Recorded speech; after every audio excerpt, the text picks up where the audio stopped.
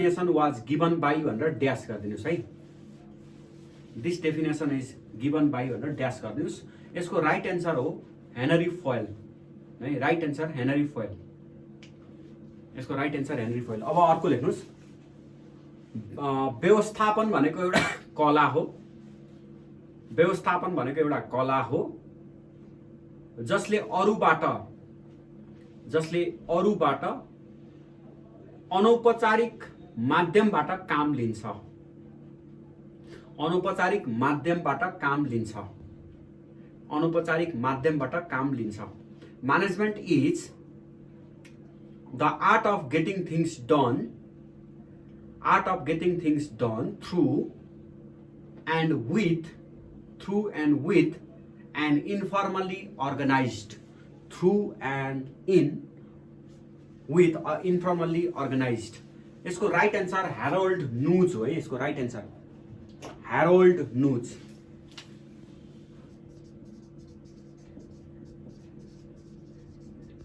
Harold नुज यसको right answer चाहिँ। अर्को क्वेसन लेख्नुस् त। व्यवस्थापन भनेको निर्णय निर्माण र नेतृत्वमा। व्यवस्थापन भनेको निर्णय निर्माण र नेतृत्वमा कला र विज्ञान हो।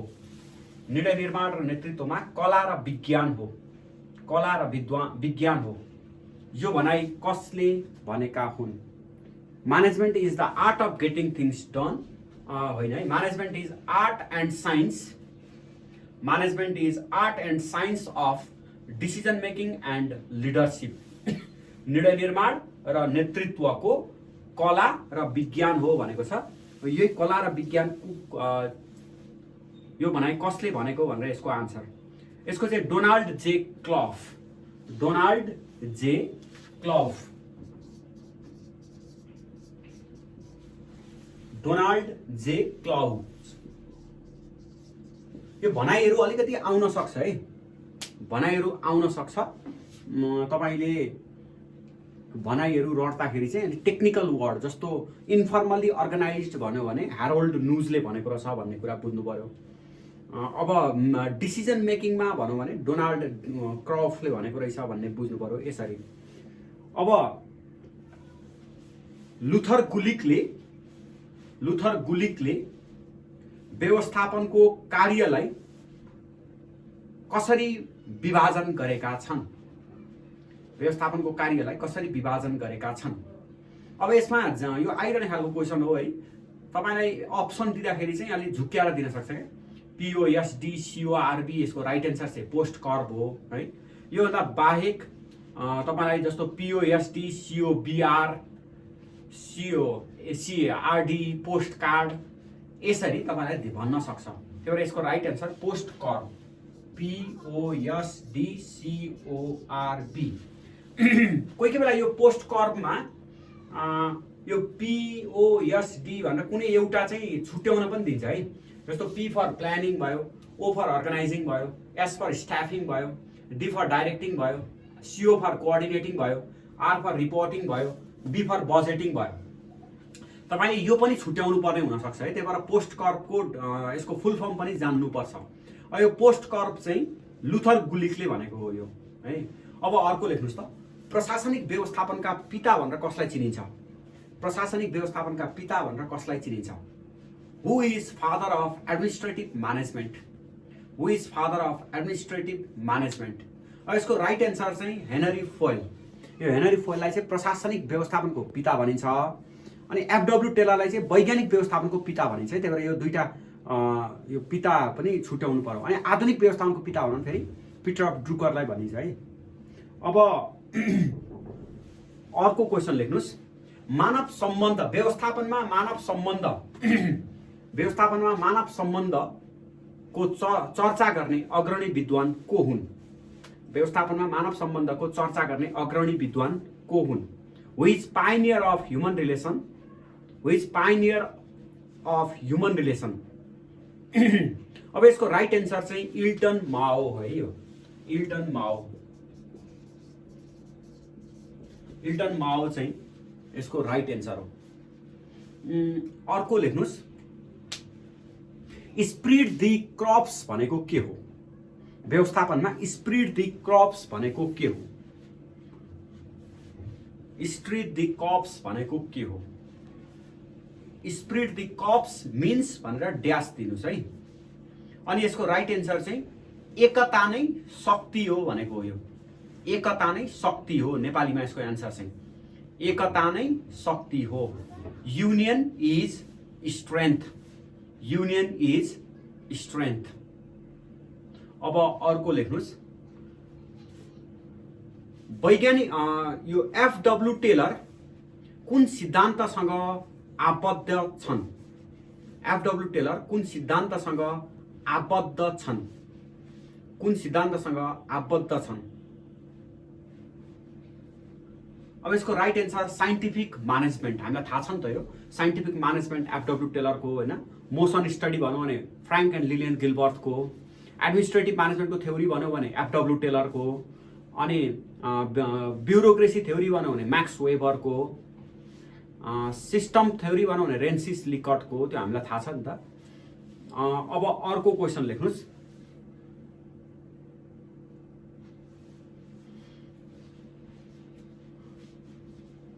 हेनरी फोइल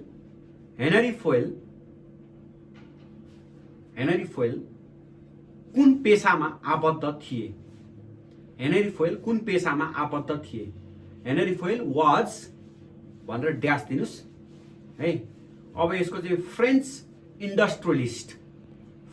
इन्डस्ट्रियलिस्ट यो उद्योग सञ्चालन गरेर बसेका थिए हेनरी फोइल। फ्रेन्च इन्डस्ट्रियलिस्ट यसको राइट एन्सर। अब अर्को लेख्नुहोस्, जेनरल एन्ड इन्डस्ट्रियल म्यानेजमेन्ट किताबको नाम लेख्नुहोस् है। जेनरल एन्ड इन्डस्ट्रियल म्यानेजमेन्ट भन्ने किताब कसले लेखेका हुन्? जेनरल एन्ड इन्डस्ट्रियल म्यानेजमेन्ट भन्ने किताब कसले लेखेका हुन्? General and industrial management was written by भनेर ड्यास गर्नुहोस्। अब यसको राइट एन्सर चाहिँ हेनरी फोइल। यो हेनरी फोइलले लेखेको किताब है। उनले एडमिनिस्ट्रेटिभ म्यानेजमेन्टको थ्योरी चाहिँ यही किताबमा पहिलोचोटि प्रकाशित गरेका थिए। अनि त्यो प्राज्ञ प्रकाशनको माध्यमबाट यो हेनरी फोइललाई चाहिँ प्रशासनिक व्यवस्थापनको सिद्धान्तकार वा त्यस्तो दर्शनकार भनेर चाहिँ बुझिन्छ।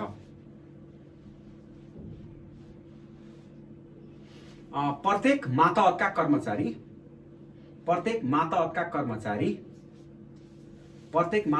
कर्मचारी आदेश एउटै निकायबाट आदेश एउटै हाकिमबाट प्राप्त गर्नुपर्छ। प्रत्येक मातहतका कर्मचारीले आदेश एउटै हाकिमबाट प्राप्त गर्नुपर्छ र उहीसँग जिम्मेवार हुनुपर्छ भन्ने सिद्धान्त कुन हो? उहीसँग जिम्मेवार हुनुपर्छ भन्ने सिद्धान्त कुन हो? Every subordinate should receive orders from and be accountable to only one superior is भनेर ड्यास दिनुस् है। यसको चाहिँ इज भनेर ड्यास दिनुस्। अब यसको राइट एन्सर चाहिँ युनिटी अफ कमान्ड, आदेशको एकात्मकता। युनिटी अफ कमान्डले चाहिँ के गर्छ भने एउटै बसले आदेश पनि दिन्छ र त्यही प्रति जवाबदेही पनि हुनुपर्छ भन्छ।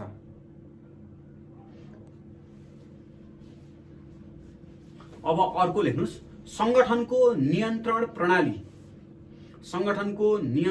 प्रणालीले देहायमध्ये कुन तत्त्वलाई कुनै प्रभाव पार्दैन? Control system of an organization has no influence over the भनेर ड्यास दिनुस्। यसको राइट एन्सर चाहिँ एक्सटर्नल इन्भाइरोमेन्ट, बाह्य वातावरण। यो बाह्य वातावरणले आन्तरिक नियन्त्रणले प्रभाव पार्दैन भन्न खोजेको है। संगठनमा माथिल्लो तहको कर्मचारीबाट तल्लो तहको कर्मचारीसम्मको आदेशको श्रृङ्खलालाई के भनिन्छ? आदेशको श्रृङ्खलालाई के भनिन्छ? आदेशको श्रृङ्खलालाई के भनिन्छ? The chain of command from the highest authority to the lowest level in the organisation is भनेर ड्यास गरिदिनुस्। अब यसको राइट एन्सर चाहिँ स्कालर चेन। यो स्कालर चेन भन्ने सिद्धान्त छ नि, स्कालर चेन भन्छ, SCALAR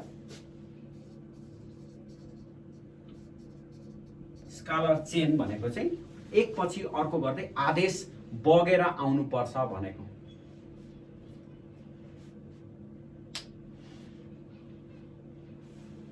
साधारण अवस्थामा कर्मचारीले काम गर्न सक्ने क्षमताको आधारमा कामको बाँडफाँड गर्नुलाई के भनिन्छ? Allotment of work to each worker on the basis of capacity of an average worker functioning in the normal working condition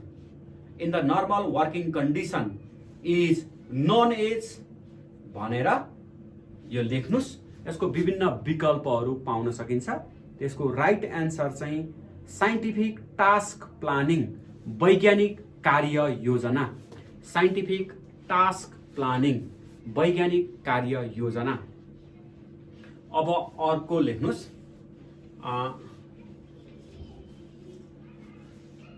कार्यस्थलमा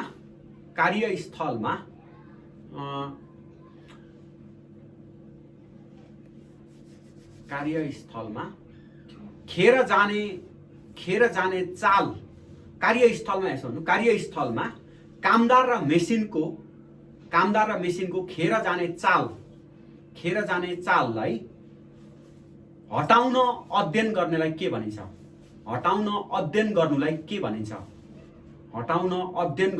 भनिन्छ? Study of the movement of both the workers and the machine to eliminate wasteful movement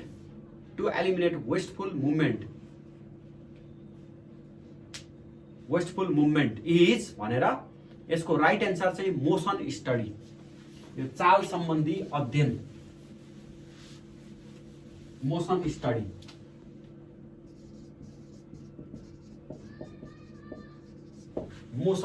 चाल सम्बन्धी अध्ययन। यो motion study कसले ल्याएको त भन्दाखेरि चाहिँ फ्र्याङ्क एन्ड लिलियन गिल्बर्टले ल्याएको है। यो फ्र्याङ्क एन्ड लिलियन गिल्बर्ट चाहिँ, यो फ्र्याङ्क गिल्बर्ट भनेको इटा व्यवसायी हुन्, लिनियल गिल्बर्ट भनेको प्राध्यापक हुन्, यिनीहरू बुढाबुढी हुन्। यिनीहरूले ल्याएको अध्ययन चाहिँ मोसन स्टडी भन्छ। अब अर्को लेख्नुस्, व्यवस्थापनको सबैभन्दा महत्त्वपूर्ण कार्य कुन हो? Which is the foremost function of management? अब यसरी कुन कार्य महत्त्वपूर्ण हो भन्नु भने योजना महत्त्वपूर्ण हो, किन योजनै बनेन भने त अरू कार्य बन्दैन। त्यही भएर प्लानिङ भन्नुपर्छ, योजना। कस्तो खालको योजनामा संगठनको समग्र उद्देश्य,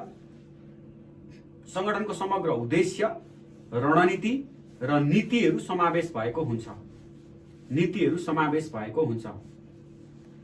planning lays down the overall objective,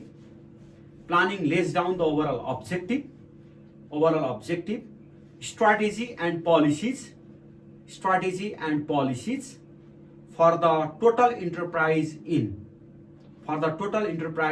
भनेर यसको राइट एन्सर कर्पोरेट प्लानिङ, संस्थागत योजना,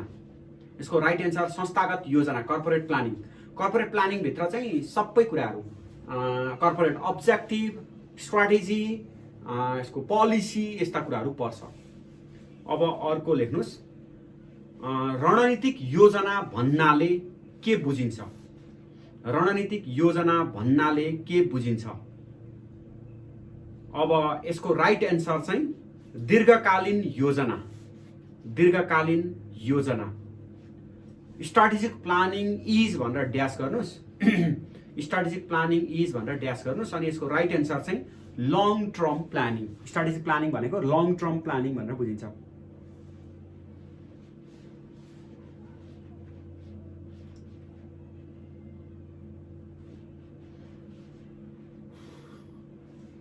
लक्ष्य लक्ष्य उद्देश्य लक्ष्य उद्देश्य लक्ष्य उद्देश्य मिशन मिशन वा टार्गेटलाई के भनिन्छ मिशन वा टार्गेटलाई के भनिन्छ goals aims purpose mission and target is also known as भनेर यसको राइट एन्सर चाहिँ अब्जेक्टिभ तपाईलाई अप्सनमा अब्जेक्टिभ स्ट्राटेजी पोलिसी रुल्स यसरी छुट्याइदिन आउँछ यसको राइट एन्सर चाहिँ अब्जेक्टिभ है उद्देश्य अब अर्को लेख्नुस् वातावरणीय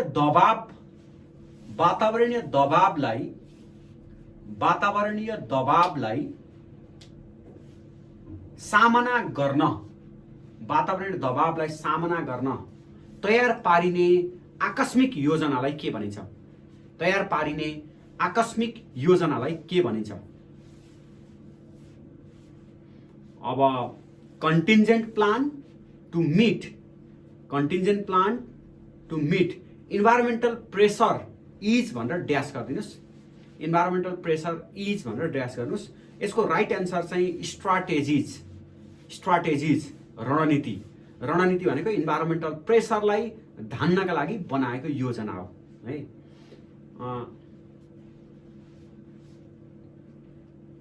अब अर्को लेख्नुस् चरणबद्ध रूपमा नीतिलाई कार्यान्वयन गर्न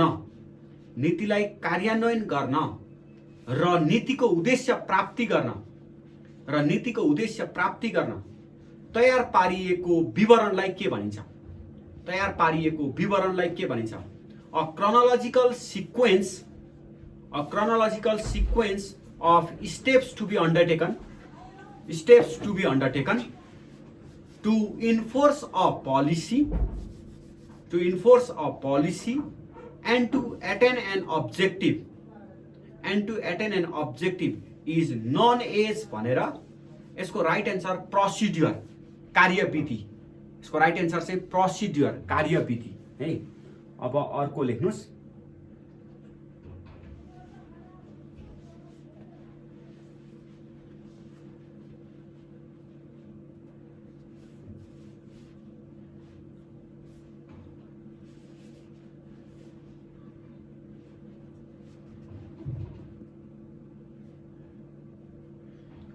काममा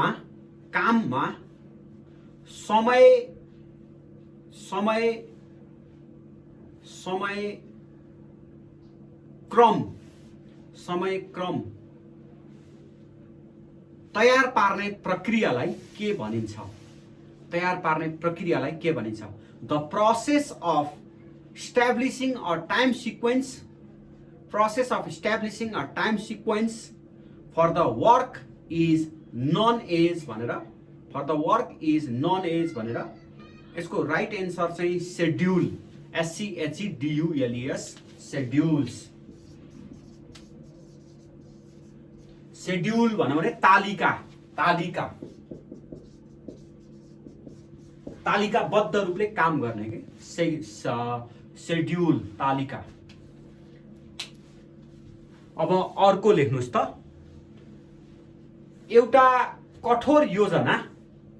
एउटा कठोर योजना जसमा स्वविवेकीय परिवर्तनको स्थान छैन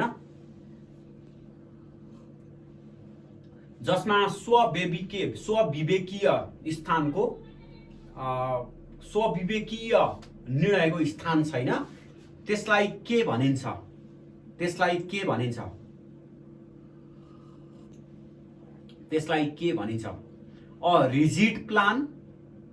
a rigid plan comma no scope for discretion यसको राइट एन्सर चाहिँ रुल रुल रुल नेपालीमा नियम है। नियममा डिस्क्रिएसन स्वविवेकीय निर्णय कुनै स्थान छैन अनि यो चाहिँ मान्नै पर्छ, बाध्यता छ। यो रिजिड हुन्छ भनेको परिवर्तन गर्न नसकिने वा परिवर्तन गर्नको लागि भिन्नै प्रोसेस हुन्छ। अब अर्को लेख्नुस्।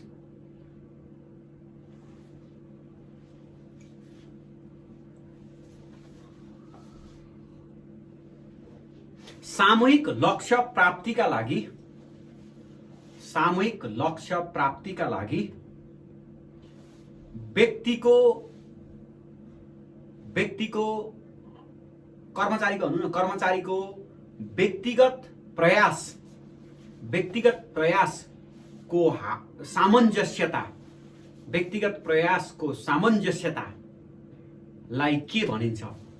सामञ्जस्यतालाई के भनिन्छ? Dash is the harmonizing or synchronizing of individual effort with the purpose of achieving. अब यसको राइट एन्सर चाहिँ कोअर्डिनेसन, समन्वय कोअर्डिनेसन। अब अर्को लेख्नुस्। यो एक बाध्यता हो, यो एक बाध्यतात्मक कार्य हो जसले लक्ष्य प्राप्तिको लागि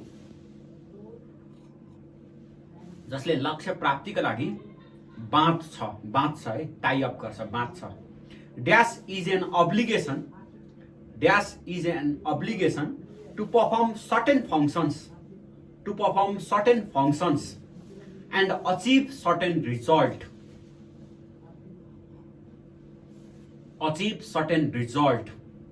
यसको राइट एन्सर चाहिँ रेस्पोन्सिबिलिटी, उत्तरदायित्व।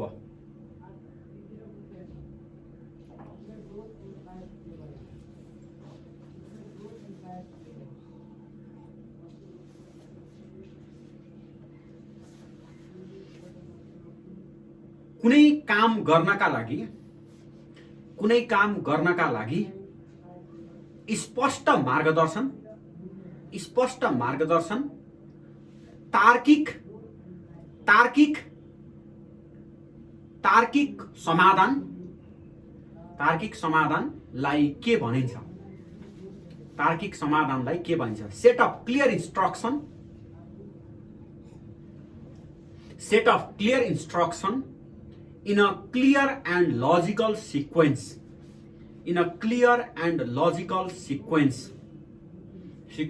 to perform a particular task भनेर ड्यास दिनुस्। यसको राइट एन्सर चाहिँ प्रोग्राम हो, कार्यक्रम। यसको राइट एन्सर चाहिँ कार्यक्रम भनेको के हो भने एउटा योजना हुन्छ, योजनालाई यसरी कार्यान्वयन गर्ने भनेर बनाएको सिक्वेन्शियल लजिकल सिक्वेन्स सहितको यो काम गर्ने, त्यसपछि यो काम गर्ने भनेर यसरी लजिकल सिक्वेन्स सहित बनाएको हुन्छ। त्यसलाई हामी कार्यक्रम भन्छौँ है।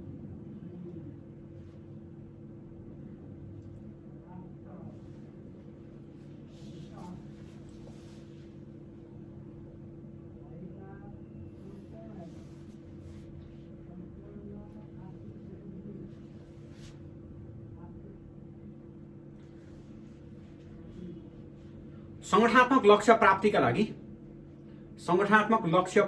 लागि मानव स्रोत र अन्य स्रोतको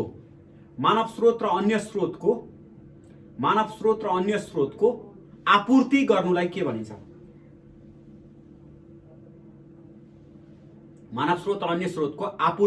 के भनिन्छ? Supply of human and material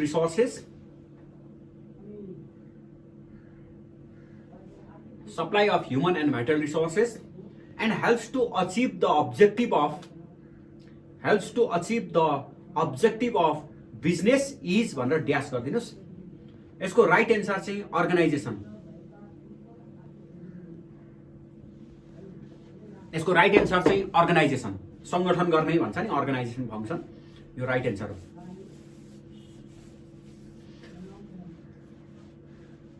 कस्तो खालको सङ्गठनमा, अर्को क्वेसन लेख्नुहोस् त, कस्तो खालको सङ्गठनमा अधिकार, कस्तो खालको सङ्गठनमा औपचारिक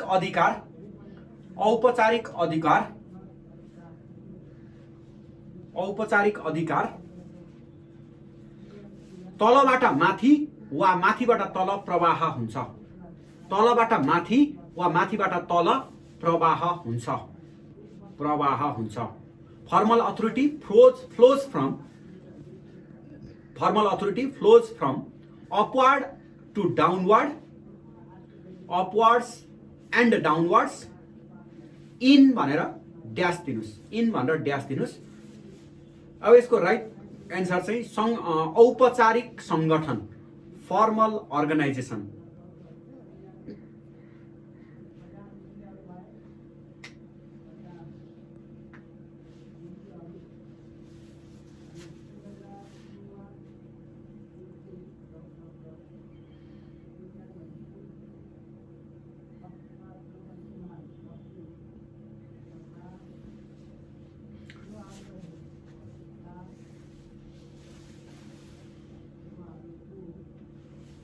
अब यो म्यानेजमेन्टको थियोरिस्टहरूसँग जाउँ है।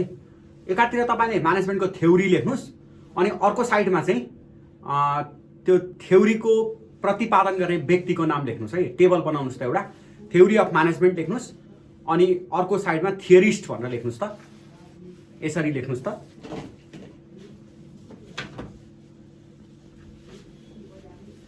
एकातिर थ्योरी लेख्नुहोस्, अनि अर्कोतिर थियोरिस्ट लेख्नुहोस्। थ्योरी र थियोरिस्ट लेख्नुहोस् त।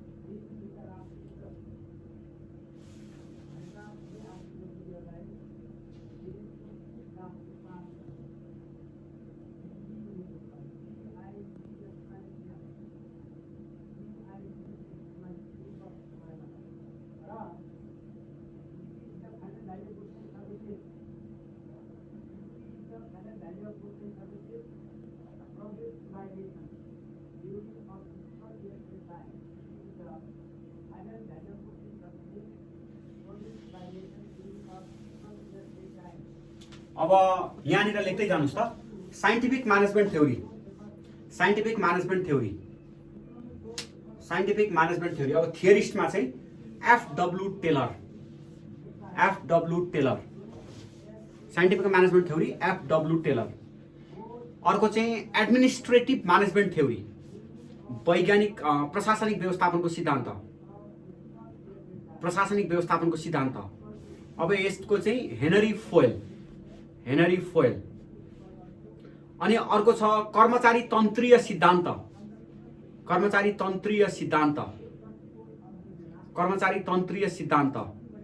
Bureaucratic theory of management. यसको चाहिँ Max weber, Max WEBER weber, Max weber. अर्को छ इल्टन माओ चाहिँ बिहेभियरल थ्योरी अफ म्यानेजमेन्ट, व्यवस्थापनको व्यवहारवादी सिद्धान्त,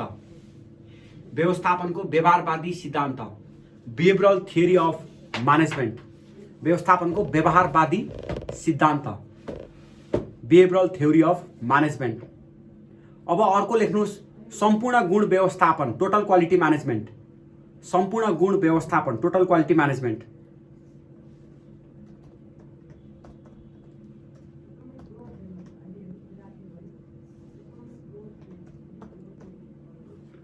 यो चाहिँ डेनमिङ एन्ड जुरान लेख्नुहोस्, यसलाई चाहिँ डेनमिङ and जुरान।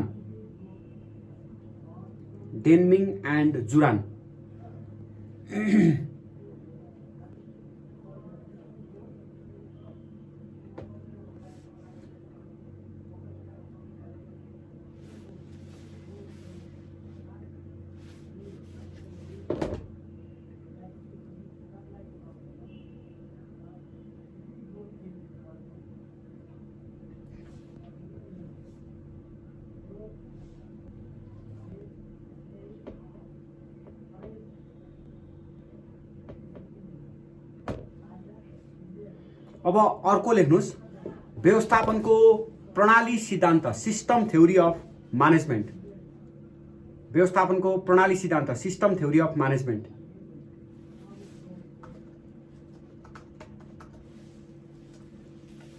System theory in management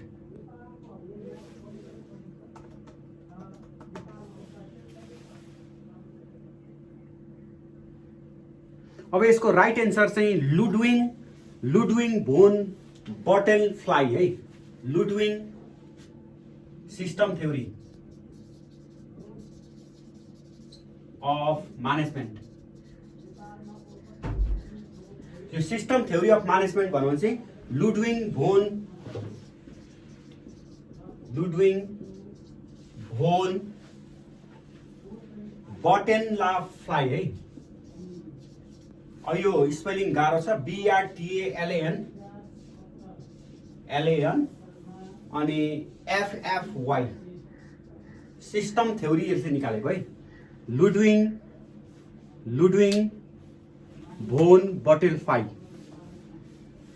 यो सिस्टम थ्योरी अस्ति पनि एकचोटि जाँचमा कता राष्ट्र ब्याङ्कमा आएको जस्तो देखिन्छ नेपाल ब्याङ्कमा हो कि जस्तो लाग्छ सिस्टम थ्योरी भनेको इनपुट प्रोसेस र आउटपुट सोसाइटीलाई इनपुट र आउटपुटमा जोड्ने प्रोसेस भनेको अर्गनाइजेसन त्यसलाई चाहिँ सिस्टम थ्योरी भन्छ यो 1950 तिरको सिद्धान्त है यो लुडविङ theory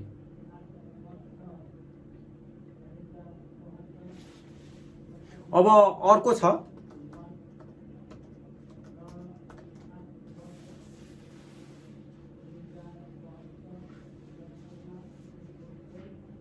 पार्टिसिपेटिभ theory of management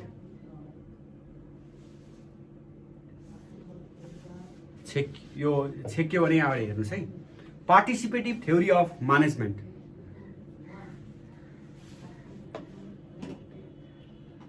participative theory of management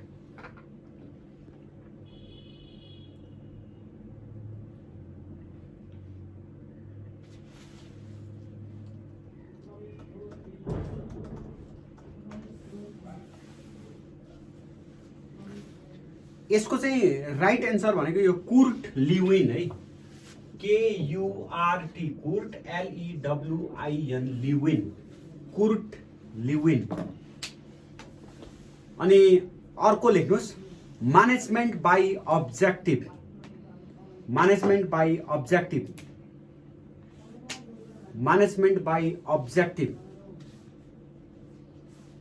अब म्यानेजमेन्ट बाई अब्जेक्टिभ चाहिँ पिटर एफ ड्रुकरले ल्याएको म्यानेजमेन्ट बाई अब्जेक्टिभ अब अर्को लेख्नुस् है कन्टिन्जेन्सी थ्योरी अफ म्यानेजमेन्ट व्यवस्थापनको संयोगिक सिद्धान्त यसको राइट एन्सर चाहिँ फ्रेड फिडलर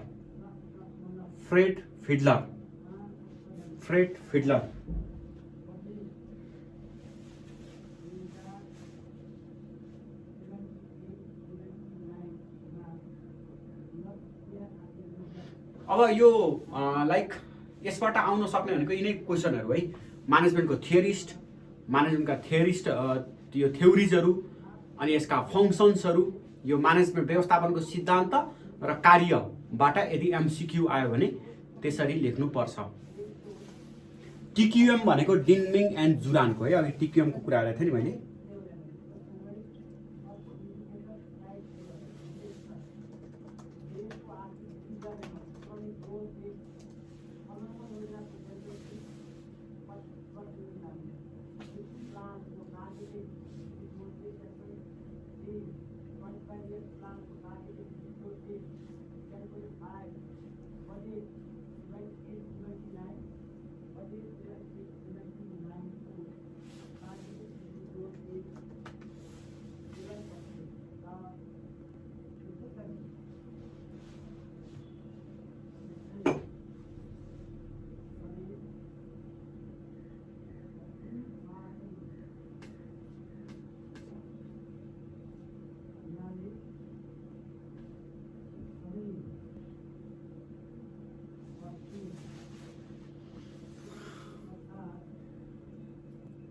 ल अब यो व्यवस्थापनको फिलोसफी प्रिन्सिपल एकचोटि म फेरि समराइज गरिदिन्छु अनि तपाईँलाई अलिकति कन्सेप्चुअल्ली क्लियर होस् अनि एमसीक्यू लेख्न पनि अलिक सजिलो होस्, एमसीक्यू भन्नलाई पनि। त्यस पछाडि म यो क्लास अन्त्य गर्छु है। जस्तो कि व्यवस्थापन के हो भन्नेमा हामीलाई सिद्धान्त कन्सेप्ट के हुनु पर्यो भने सङ्गठनको लक्ष्य प्राप्तिका लागि साधन र स्रोतहरूको कार्यदक्षता, कार्यप्रभावकारिता र मितव्ययिताका साथ परिचालन गर्ने निकाय व्यवस्थापन हो है। व्यवस्थापनले के काम गर्छ भने planning, organising, directing, controlling, leading, motivating यस्ता काम गर्छ। यसका लागि व्यवस्थापनसँग कस्तो कला हुनुपर्छ भने टेक्निकल स्किल हुनुपर्छ, ह्युमन स्किल हुनुपर्छ र कन्सेप्चुअल स्किल हुनुपर्छ भन्छ हैन। अब यसको लागि व्यवस्थापन त्यो 10 वटा विभिन्न व्यवस्थापनको रोलहरू छ। इन्टरपर्सनल रोल, फिगरेट रोल यस्ता 10 वटा छन्, यो जान्नु पर्यो। त्यसपछि व्यवस्थापनको प्रिन्सिपल डेभलपमेन्टमा जस्तो सबभन्दा पहिला इफिसियन्सी प्रमोसन गर्नुपर्छ भनेर एफडब्ल्यू टेलरले भने है 1906 मा भनेका हुन्। डेट त्यति धेरै इम्पोर्टेन्ट छैन, तपाईँले डेटमा कन्फ्युजन पनि छ। त्यो भएको हुनाले 1906 मा आएको एफडब्ल्यू टेलरको साइन्टिफिक म्यानेजमेन्ट थ्योरी जसले इफिसियन्सी प्रमोसन गर्नुपर्छ भनेर। त्यस पछाडि लगत्तै 1911 मा मोसन स्टडी आएको छ है, टाइम एन्ड मोसन स्टडी भन्छ। त्यो टाइम एन्ड मोसन स्टडी भनेको चाहिँ यो फ्र्याङ्क एन्ड लिलियन गिलबर्थले निकालेको। त्यसले चाहिँ चाल यहाँबाट कर्मचारी यताबाट उता सार्दा, उताबाट यता सार्दा, इक्विपमेन्ट यहाँबाट त्यहाँ सार्दा कति टाइम लाग्छ, त्यो टाइमको आधारमा टाइमलाई घटाउनु पर्छ भनेको। त्यस पछाडि 1916 तिर यो हेनरी फोइलको एडमिनिस्ट्रेटिभ म्यानेजमेन्ट थ्योरी आयो। अब एडमिनिस्ट्रेटिभ म्यानेजमेन्ट थ्योरीमा तपाईँले जान्नुपर्ने चाहिँ 14 वटा सिद्धान्त। जस्तो देआएमध्ये कुन हेनरी फोइलको प्रशासनिक व्यवस्थापन सिद्धान्त होइन भनेर जाँचमा क्वेसन आउँछ। त्यो 14 प्रिन्सिपल सर र तपाईँले याद गर्नु पर्यो। त्यो सब्जेक्टिभमा पनि काम लाग्छ, अब्जेक्टिभमा पनि काम लाग्छ। अनि हेनरी फोइलले 6 वटा स्किल्सको कुरा गरेका छन्। हेनरी फोइलले 5 वटा फङ्सनको कुरा गरेका छन्। त्यो 5 वटा फङ्सनहरूको planning, organising, directing, controlling, planning, organising, commanding, controlling र कोअर्डिनेटिङ। अब देआएमध्ये कुन हेनरी फोइलको व्यवस्थापनको कार्य अन्तर्गत पर्दैन भनेर क्वेसन सोधिदिन सक्छ। त्यस पछाडि डेभलपमेन्ट भनेको यो 1924 देखि 1932 को पिरियडमा हाथरोन एक्सपेरिमेन्ट भनेको छ। त्यो हाथरोन एक्सपेरिमेन्टले चाहिँ प्रकाशसँग कर्मचारीको इफिसियन्सीको रिलेसन छ कि छैन भनेर हेर्यो सुरुवातीमा, तर त्यसले भेटाएन। त्यस पछाडि यो हार्वर्ड विश्वविद्यालयका साइकोलोजीका प्रोफेसर इल्टन माओलाई ल्याएर इल्टन माओले 1927 मा हाथरोन एक्सपेरिमेन्टसँग मिले र उनले चाहिँ ह्युमन रिलेसन थ्योरी प्रतिपादन गरे, बिहेभियरल थ्योरी पनि भन्छ म्यानेजमेन्टमा। त्यस पछाडि म्यानेजमेन्टमा विभिन्न मोटिभेसनका थ्योरीहरू आए, जस्तो कि यो मास्लोका निड हायरार्की थ्योरी, हजबर्गका थ्योरी, ग्रेगरको थ्योरी, यी थ्योरीहरू आए 1940 को दशकमा। 41 तिर मास्लोको आयो। त्यसरी 1950 सेकेन्ड वर्ल्ड वार पछाडिको कन्सेप्ट हो यो क्वान्टिटेटिभ म्यानेजमेन्ट। त्यसमा टोटल क्वालिटी म्यानेजमेन्ट, डेनमिङ र जुरानको कुरा छ है। त्यस पछाडि हुँदै म्यानेजमेन्टमा यो कन्टिजेन्सी अप्रोच आयो। कन्टिजेन्सी अप्रोचमा फ्रेड फिल्डरहरू जस्ता विद्वानहरू आए। बिचमा सिस्टम थ्योरी, इनपुट प्रोसेस र आउटपुटको कुरा गरेको छ हैन। पार्टिसिपेटिभ थ्योरी वा म्यानेजमेन्ट बाई अब्जेक्टिभ थ्योरी, यी थ्योरीहरू सबै मोडर्न थ्योरी अन्तर्गत पर्छन्। यिनीहरू चाहिँ थ्योरीहरू भए। अब फङ्सन्समा जस्तो प्लानिङ भनौँ भने प्लानिङको चरणबाट आउनसक्छ। प्लानिङ निड एसेसमेन्ट गर्ने, प्लानिङका अल्टरनेटिभहरू ल्याउने, अल्टरनेटिभको आधारमा प्लानिङ यो योजना बनाउने, योजनालाई मूर्त रूप गर्नको लागि कार्यान्वयनमा यो work division of work, specialisation, formalisation अनि यो हायरार्की मेन्टेनेन्स, सेन्ट्रलाइजेसन र डिसेन्ट्रलाइजेसन यो चाहिँ अर्गनाइजेसनका कम्पोनेन्टहरू हुन्। Work specialisation they are the components. Staffing भनौँ भने प्री रिक्रुटमेन्टदेखि पोस्ट रिटायरमेन्टसम्मका कुराहरू सबै स्टाफिङ फङ्सनमा पर्छ। अनि कोअर्डिनेसन भनौँ भने दुईटा निकाय वा दुईटा कर्मचारीको बिचको कोअर्डिनेसन हो है। अब यो कन्ट्रोलिङ भनौँ भने रिसोर्स मोबिलाइजेसन पूर्व, रिसोर्स मोबिलाइजेसन चरणमा र रिसोर्स मोबिलाइजेसन पश्चात तीनटा चरणमा कन्ट्रोलिङ गर्नुपर्छ। यसले यो इकोनोमिक मोबिलाइजेसनका लागि हो है। त्यस पछाडि बजेटिङ भनेको त अब यो वर्षको आम्दानी र खर्चको प्रोजेक्सन गरेर आगामी वर्षको बजेट, यो आम्दानी र खर्चको अङ्क निर्धारण गर्नु बजेट हो। यति कुरा चाहिँ। अनि रिपोर्टिङ भनेको त तल्लो तले माथिल्लो तलाई, माथिल्लो तले माथिल्लो तलाई रिपोर्टिङ चेन अफ कमान्डमा गर्नुपर्छ भन्ने फङ्सन हो। यति चाहिँ तपाईँले जान्नु पर्यो। र म्यानेजमेन्टमा फङ्सन्स र प्रिन्सिपल्स पढ्दा यसो अन्डरलाइन गरेर त्यसको कन्सेप्ट बुझ्नुस्। त्यो कन्सेप्टबाटै क्वेसन आउँछ है गाइज। त्यही भएर एमसिक्यूमा रट्नेतिर होइन कि कन्सेप्टतिर। अब एक दुईवटा कुरा ख्याल गर्नुहोस्। जस्तो मैले तपाईँलाई म्यानेजमेन्टको एमसिक्यू भने, एचआरएमको एमसिक्यू भने, कर्पोरेट गभर्नेन्सको भने, थ्योरी पनि तपाईँले पढ्नु भएको छ, विषयगतमा पनि पढ्नु भएको छ। त्यो विषयगतमा पढ्दाखेरि यहाँनिर चाहिँ यो जस्तो कर्पोरेट गभर्नेन्सको प्रिन्सिपल, कर्पोरेट गभर्नेन्सको कम्पोनेन्ट, कर्पोरेट गभर्नेन्स के हो, वा इन्टरनल कन्ट्रोल सिस्टम के हो, अडिटिङ के हो, यो कुराहरू बुझेपछि म्यानेजमेन्टको एमसिक्यू, अकाउन्टको एमसिक्यू तपाईँलाई केही गाह्रो पर्दैन। तपाईँले अन्डरस्ट्यान्डिङको आधारमा टिक लाउने आउँछ है धेरै। त्यही भएर कसैका किताबमा, कसैका नोटमा चाहिँ पढेर म एमसिक्यू पास गर्छु भन्नुभन्दा पनि सब्जेक्टिभ पढ्दाखेरि अलि अन्डरस्ट्यान्डिङको लेभल बढाउनुहोस्। सब्जेक्टिभ पढ्दाखेरि तपाईँमा चाहिँ आत्मविश्वास बढाउनुहोस्। सब्जेक्टिभ पढ्दाखेरि ओहो यो चाहिँ अब्जेक्टिभको लागि चाहिन्छ है भनेर ब्याकअप दि माइन्डमा राख्नुहोस्। त्यो हो हाम्रो एमसिक्यूको राइटिङ प्याटर्न।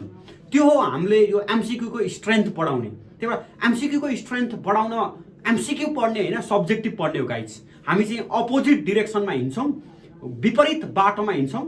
अनि विपरीत बाटो विपरीत बुद्धि के विनाश बुद्धि छ नि, हो यस्तो खालको गर्नु हुँदैन। त्यही भएर नाम एमसिक्यू भए पनि पढ्ने विषयगत हो। तपाईँले युनिभर्सिटीमा, त्यही भएर मैले तपाईँलाई बारम्बार भन्छु, यदि कलेज युनिभर्सिटीमा ब्याचलर राम्रोसँग पढिदिनु भएको भए, तपाईँ 75% विद्यार्थी भएको भए, अहिले तपाईँले 25% मात्रै इफोर्ट दिँदा पनि सहजै नाम निस्किन्थ्यो। तर तपाईँ कलेजको 75% विद्यार्थी होइन, 50% विद्यार्थी हो भने अब इफोर्ट दिनुहोस्, 75% इफोर्ट दिनुहोस्। त्यो तयारी भनेको के हो भने नि गाइज, तयारी भनेको बाटोको हिँडाइ हो क्या। अग्लो डाँडा उकालो हिँड्नुपर्ने छ भने पसिना धेर बग्छ, ओह्रालो हिँड्नुपर्ने छ भने पसिना कम आउँछ, तर पुग्न चाहिँ दुइटै डेस्टिनेसनमा पुग्छ क्या। युनिभर्सिटिजको तपाईँ राम्रो विद्यार्थी हो भने ओह्रालोमा हिँडे जस्तो हो यो तयारी। युनिभर्सिटिजको कमसल विद्यार्थी हो भने तपाईँ उकालोमा हिँडे जस्तो हो यो तयारी। पुग्न चाहिँ दुइटै डेस्टिनेसनमा पुग्छ, पसिना चाहिँ ज्यादा बगाउनु पर्ने हुन्छ। कसैको दिमाग तलमाथि हुँदैन गाइज, तर हार्डवर्किङ तलमाथि हुन्छ, डेप्थनेस तलमाथि हुन्छ, अनि तपाईँको सिरियसनेस तलमाथि हुन्छ। त्यसले गर्दा तपाईँलाई डिस्टिङ्क्ट यताउति बनाउने हो। तपाईँ राम्रो कि नराम्रो भन्ने कुरा दिमागको कारणले गर्दा होइन गाइज। तपाईँले आजैदेखि त्यो मेन्टालिटी, त्यो तपाईँको मानसिक रोग हो, त्यो कुरा हटाइदिनुहोस्। तपाईँको दिमाग न कमजोर छ, न तपाईँको दिमाग अति उत्कृष्ट हो। तपाईँको दिमाग औसत छ, त्यसलाई हार्डवर्किङले पलिसिङ गर्नुहोस्। तर हार्डवर्किङले पलिसिङ गर्ने भन्दैमा यो नन स्मार्ट हार्डवर्किङ अथवा एउटैमा यो कस्तो भन्छ नि, मूर्खहरूले पनि हार्डवर्किङ गर्छन् नि, तर अलिकति ट्याक्टिकल हार्डवर्किङमा तपाईँले फोकस गर्नुपर्छ। तर पढ्दाखेरि सब्जेक्टिभ पढाइलाई नै अन्डरलाइन गर्दै अब्जेक्टिभको बारेमा तयार हुनुहोस्। खासमा अब्जेक्टिभ पढेरै सब्जेक्टिभको आन्सर निकाल्ने हो। र तपाईँको अन्डरस्ट्यान्डिङको लेभल के छ भन्ने कुरा महत्त्वपूर्ण हुन्छ क्या गाइज। जुन सिलेबसमा तपाईँ जुन साल प्रपर अन्डरस्ट्यान्डिङमा हुनुहुन्छ, यसमा चाहिँ यो है, यो ठ्याक्कै यति हो है, कन्फिडेन्टली यो भन्न सक्ने हुनुहुन्छ भने त्यस्तो बेला तपाईँ त्यो साल कुनै पनि कम्पिटिटिभ एक्जाम फेल गर्नुहुन्न। तर तपाईँको लेभल अफ अन्डरस्ट्यान्डिङ छैन, एउटा कुरा बनाएको छ, यही ठिक हो कि जस्तो लागेको छ, अर्काले अर्को कुरा बनाएको छ, त्यही ठिक हो कि जस्तो लागेको छ भने त्यस्तो खालको यो लरबर तरिकाले चाहिँ कम्पिटिटिभ एक्जाम पास गर्न सकिँदैन। आइदर सब्जेक्टिभ फर्ममा होस् या अब्जेक्टिभ फर्ममा होस्। लेख्दाखेरि पनि प्याराग्राफमा लेखोस् कि बुलेटमा लेखोस् कि सेमी प्याराग्राफमा लेखोस् कि जेसुकैमा लेखोस्, एक शब्दमा लेखेर पनि अति उत्कृष्ट प्रेजेन्टेसन गर्न सकिन्छ, 500वटा शब्दमा लेखेर पनि झुर प्रेजेन्टेसन गर्न सकिन्छ। सो वे अफ प्रेजेन्टिङ होइन, यो सबै कुरा चाहिँ डिग्री अफ अन्डरस्ट्यान्डिङमा डिपेन्ड गर्छ। तर तपाईँले राम्रो अन्डरस्ट्यान्डिङ राखेर, छरितो अन्डरस्ट्यान्डिङ राखेर तयारी गर्नुहोस्। सब्जेक्टिभको तयारी पनि त्यसरी नै हो, अब्जेक्टिभको तयारी पनि त्यसै हो। सब्जेक्टिभमा सब्जेक्टिभ फर्मेटमा लेख्नुपर्छ, अब्जेक्टिभमा टिक लाउनुपर्छ। हस् त, अब तपाईँहरूलाई मैले शुभकामना, राम्रो पढ्नुहोस्, धेरै शुभकामना छ। अब्जेक्टिभ पास भएर सेकेन्ड पत्रमा जानुस्, सेकेन्ड पत्र पास गरेर अन्तर्वार्तामा जानुस्, करियर बनाउनुस्, वृत्ति विकास गर्नुस्, खुसी हुनुस्। खुसी तपाईँको हातमा छ, वृत्ति विकासको मेहनत पनि तपाईँको हातमा छ है त। ल आजलाई यति गरौँ, फेरि हामी यो भेटघाट गर्ने रहेछौँ।